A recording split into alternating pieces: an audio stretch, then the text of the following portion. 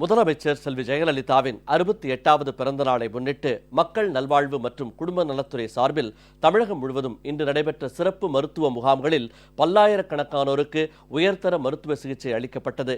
பல்வேறு மருத்துவ பரிசோதனைகளும் செய்யப்பட்டன.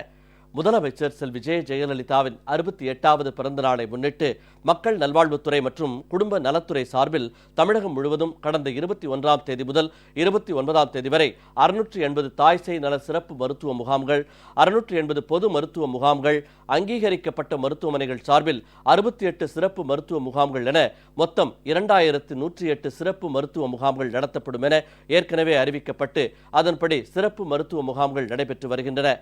இந்த சிறப்பு மருத்துவ முகாம்களில் பங்கேற்பவர்களுக்கு மருத்துவ பரிசோதனைகள் மேற்கொள்ளப்படுவதுடன் மருந்து மாத்திரைகள் விலையின்றி வழங்கப்படுகின்றன. மேல் சிகிச்சை தேவைப்படுவோருக்கு முதலமைச்சரின் விரிவான மருத்துவ காப்பீட்டு திட்டத்தின் கீழ் கட்டணமின்றி சிகிச்சை அளிக்கவும் ஏற்பாடு செய்யப்பட்டுள்ளது. தென் சென்னை தெற்கு ஜெயலலிதா பேரவை சார்பில் முதலமைச்சர் பிறந்தநாளை முன்னிட்டு சிறப்பு எலும்பு மருத்துவ முகாம் நடைபெற்றது. இந்நிகழ்ச்சியில் அமைச்சர் திருமதி ப. வளர்மதி மற்றும் கழக நிர்வாகிகள் கலந்து கொண்டனர். முதலமைச்சர் செல்வி ஜெயலலிதாவின் பிறந்த நாளை முன்னிட்டு சென்னை ஷெனாய் நகர் மாநகராட்சி மேல்நிலைப் பள்ளியில் குடும்ப நலத்துறையின் சார்பில் தாய்சேய் நல சிறப்பு மருத்துவ முகாம் நடைபெற்றது. இந்த முகாமில் 68 வகையான சிகிச்சைகளுக்கு ஏற்பாடு செய்யப்பட்டுள்ளது. இதில் அமைச்சர் திருமதி எஸ். கோகுல இந்திரா மற்றும் கழக நிர்வாகிகள் கலந்து கொண்டனர்.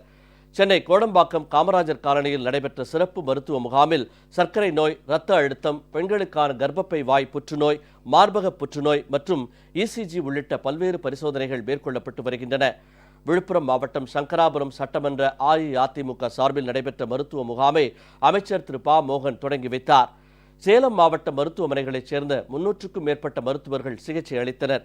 இரத்த கொதிப்பு, சர்க்கரை நோய், சிறுநீரகம், இருதயம் உள்ளிட்ட நோய்கள் தொடர்பான மருத்துவ பரிசோதனைகள் நடத்தப்பட்டு சிகிச்சை அளிக்கப்பட்டது. இம்முகாமில் 3000க்கும் மேற்பட்டோர் கலந்து கொண்டு பயன்பெற்றனர். கன்னியாகுமரி மாவட்டம் பத்மநாபபுரம் அஇஅதிமுக சார்பில் தக்கலையில் நடைபெற்ற இரத்த தான முகாமில் ஏராளமானோர் கலந்து கொண்டு இரத்த தானம் செய்தனர். இந்நிகழ்ச்சியில் கழக நிர்வாகிகள் உட்பட பலர் கலந்து கொண்டனர்.